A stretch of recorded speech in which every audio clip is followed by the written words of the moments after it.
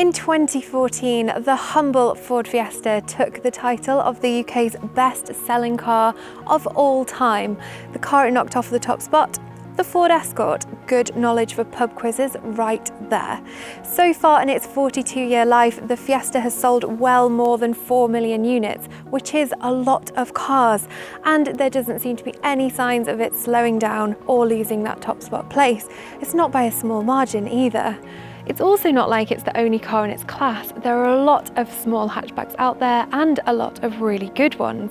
I'm keen to find out why the Fiesta is Britain's best-selling car. I recently spent a few months with its biggest rival, the Seat Ibiza. You can watch that video right here.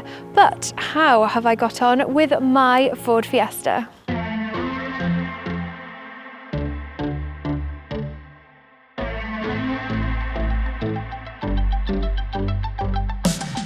This 5-door Fiesta is a pretty high-spec one. I went for the titanium X trim, which gives me plenty to play with.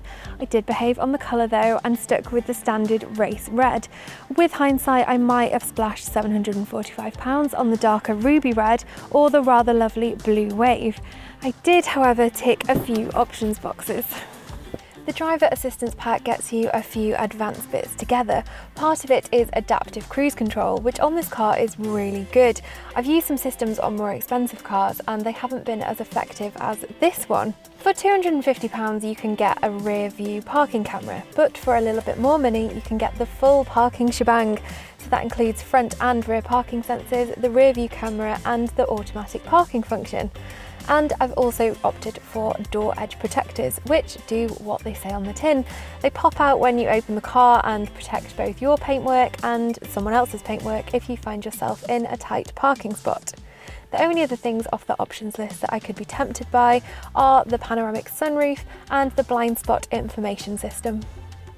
Inside the UK's best-selling car of all time, it's very simple, sophisticated, nicely laid out, and everything works well.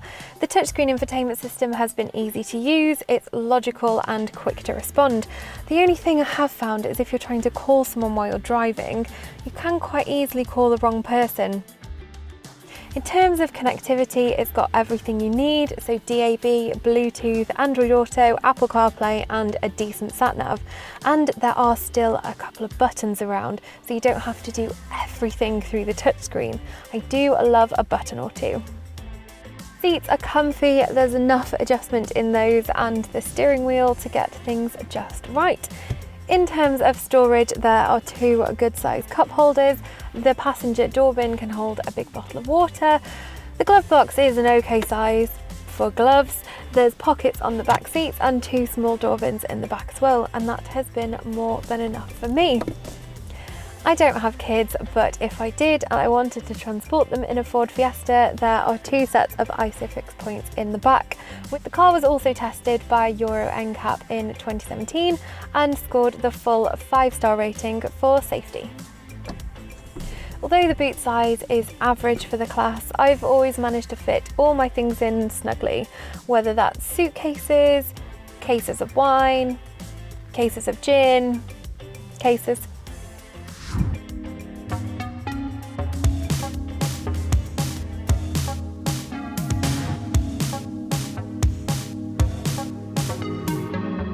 Another reason the Fiesta is the UK's best-selling car ever is that it is great fun to drive. It's agile, alert, and the steering is the best in the class. Round corners, it's grippy, it handles excellently, and as a driver, you feel really engaged behind the wheel. For the price and size of the Fiesta, it really is brilliant. And you don't even have to compromise on the ride either. While it is on the firmer side, it is not uncomfortable. It deals with uneven road surfaces admirably, and even the bigger lumps and potholes don't seem to faze it too much either.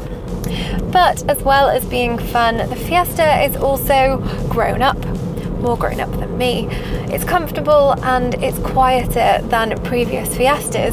I've done quite a few longer journeys and motorway schleps over the past 6 months, and I have always been happy in all weathers. The engine in my Fiesta is a 1 litre turbocharged 3-cylinder petrol engine with 125 horsepower. It's paired with a 6-speed manual gearbox. Acceleration is perky, you won't have any trouble pulling away from standstill traffic or overtaking anyone. Although if you're going at 30 miles an hour, you won't want to be above 3rd gear, or you'll find yourself very quickly switching back down again. It costs about £40 to fill up a tank in my Fiesta, and I've been getting about 49 mpg, which isn't bad. To get that in a small turbocharged engine, you always have to drive it a bit like a diesel, using the low down pull and changing gear halfway up the rev range. But for my sins, I do really like my revs.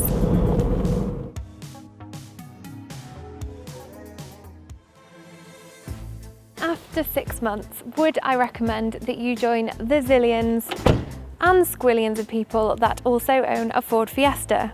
Absolutely, unless you're someone that just has to have something a little bit different. I've loved my time with the Fiesta. While it may not be a one of a kind, far from it, as Britain's best-selling car ever, it's been perfect for my life.